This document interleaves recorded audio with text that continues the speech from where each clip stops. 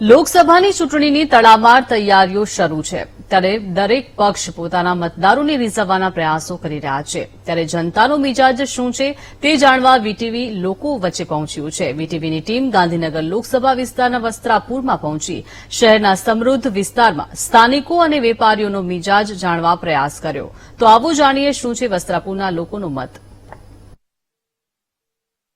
લોકસભા ચૂંટણીના માહોલ વચ્ચે અમે આવી પહોંચ્યા છીએ વસ્ત્રાપુર વિસ્તાર ખાતે કે જે વૈભવી વિસ્તાર કહેવાય છે ને અહીંયા અનેક પ્રકારના કામો પણ થાય છે પરંતુ લોકો પાસેથી જાણીશું કે આ વિસ્તારને લઈને તેઓનું શું માનવું છે છેલ્લા 5-10 વર્ષમાં આ વિસ્તાર કેટલો બદલાયો છે તેમનો ચૂંટણી મિજાજ શું છે તેઓ શું ઈચ્છી રહ્યા છે આ વિસ્તારને લઈને। પહેલા તો આપ શું કહેશો આ વસ્ત્રાપુર વિસ્તાર આપ અહીંયા છો 5-10 વર્ષમાં કેવું પરિવર્તન? બહુ સારું રિઝલ્ટ છે એનો ભાજપ સરકાર લીધે બહુ સારું રિઝલ્ટ છે શાંતિપૂર્ણ છે અને સારી રીતે છે રિઝલ્ટ છે એનો। વસ્ત્રાપુર વિસ્તાર પહેલા કેવો હતો અને અત્યારે શું થયું? પેલા હતો એ તકલીફ જેવો હતો ને અત્યારે સરકાર આવ્યા પછી થોડું સારું બની ગયું ને પબ્લિક બી જાગી ગઈ છે કે આપણે કઈ સરકાર જોઈએ એ રીતે પબ્લિક એનો ઉપયોગ કરે છે ને સારી સરકાર છે કહેવાનો મતલબ। તમારા મતે કોણ આવશે? મોદી સરકાર। કેમ? કેમ કે જે કામ કર્યા છે મોદી સરકારે એ બહુ સારા કર્યા છે એના લીધે। કેવા કામો જે તમને ધ્યાનમાં હોય? જે ડેવલપમેન્ટ કર્યા છે રોડ છે પાણી છે બધી સુવિધા કરી આપી છે તે પ્રમાણે। વસ્ત્રાપુર વિસ્તાર બદલાવ છે વાત કરી પણ વસ્ત્રાપુર વિસ્તારમાં હજુ પણ વરસાદી પાણી ભરાય છે। અહીંયા હવેલી લઈ લો કે પછી પાછળ સ્કૂલ લઈ લો કે પછી આસપાસમાં બોડકદેવ વિસ્તાર લઈ લો હજુ પણ આ તકલીફ? સાહેબ એ તો વરસાદ કુદરતી હવે વધારે પડે તો પાણી તો બધી જગ્યા ભરાય એવું તો હે નહીં કે ખાલી વસ્ત્રાપુરમાં ભરાય છે બરાબર। વરસાદમાં તો થોડું ઘણું રહેવાનું કઈ બી જગ્યા જાઓ તમે બરાબર ભલે ગામડાના વિસ્તારમાં રહો તો વધારે પૂર જેવું આવે તો પાણી રહેવાનું છે ગટરમાં પાણી નીકળીને કેટલું નીકળશે કોઈ બી સીમેન્ટ હોય નિમટ હોય એમ એટલે થોડું ઘણું પાણી તો બધી જગ્યાએ રહેવાનું ભાઈ વિકાસ સારો છે બહુ મસ્ત વિકાસ છે ભગવાન કરે લેમ ટેમ ભાજપ જ હોવી જોઈએ કહેવાનો મતલબ એ છે અમારી દ્રષ્ટિથી ભાજપથી સારું કોઈ છે નથી ને થવાનું નથી। આમ જીએ કે ભાજપ કે લીએ મરેંગે ભાજપ કે લીએ। તમારા મતે કોણ આવશે? ભાજપ મોદી। કેમ? સારું છે બધું।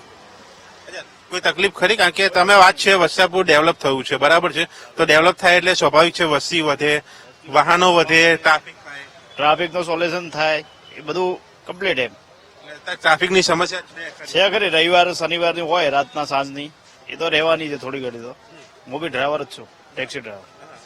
તમે અલગ અલગ વિસ્તારમાં પણ ફરતા હશો? ફરું છું ત્યાં શું પરિસ્થિતિ છે અમદાવાદની પરિસ્થિતિ?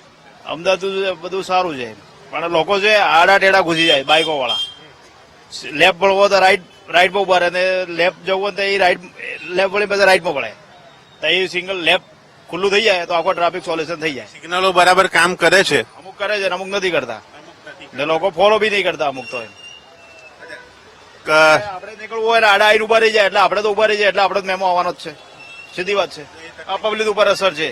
અચ્છા એક અસર ખરી આપ શું કહેશો? આપ વસ્ત્રાપુરના છો તમે વસ્ત્રાપુર જૂનું જોયું? હા જોયેલું છે પહેલા કરતા અત્યારે 80% વધારે ડેવલપમેન્ટ થઈ ગયું છે એમાં કોઈ આંગળી ચીધે કે ના ચીધે પણ કામ ઉપર એના મેં દેખાઈ આવે છે એટલે કશું કહેવાનું રહેતું નથી। 80% વાત કરી તો હજુ 20% શું ખૂટે? 20%માં શું છે કે હવે જનરલી દરેક જણને મળો એટલે પોતપોતાની વાતો બધાની પોતે રજૂ કરે બાકી હું પર્સનલી મારી રજૂઆત કરું એ કોઈ ખોટી કે મને આ નથી 100% મને મળવાનું નથી પણ જે મળે છે અત્યારે 80% બહુ સંતોષકારક છે બસ। કોઈ જરૂરિયાત ખરી કોઈ તકલીફ ખરી કોઈ સમસ્યા? આમ કોઈ તકલીફ નહીં જેટલું ડેવલપમેન્ટ જોઈતું હતું એ પ્રમાણે વસ્ત્રાપુર પૂરું થયું। વસ્ત્રાપુર લેકની હાલત પણ ક્યાંક ખરાબ હતી? ના એ ખરાબ હતી પણ હવે સુધરી જશે એમાં કોઈ ના નથી એમ। ઉંદર તો હતા ત્યાં ફરીથી ના આવે એ પણ જોવું?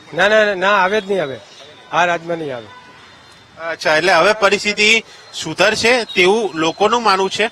આ લોકોનો મિજાજ છે એક સુર છે પરંતુ સામે એક વિકાસના કાર્યોની સાથે કેટલીક સમસ્યા પણ અહીંયા આ વિસ્તારની છે જે દૂર કરવાની માંગ સ્થાનિકોએ કરી છે। એટલે આ માહોલ આ વસ્ત્રાપુર વિસ્તારનો છે કે જ્યાંથી આ ગાંધીનગર લોકસભા જે છે તેના ઉમેદવાર જે અમિત શાહ જે ફરીથી અહીંયા રિપીટ કરવામાં છે તેઓ અહીંયા ચૂંટાઈને આવ્યા છે અને તેમને કામો કર્યા છે પરંતુ હજુ પણ કેટલાક કામોની જરૂરિયાત લાગી રહી છે।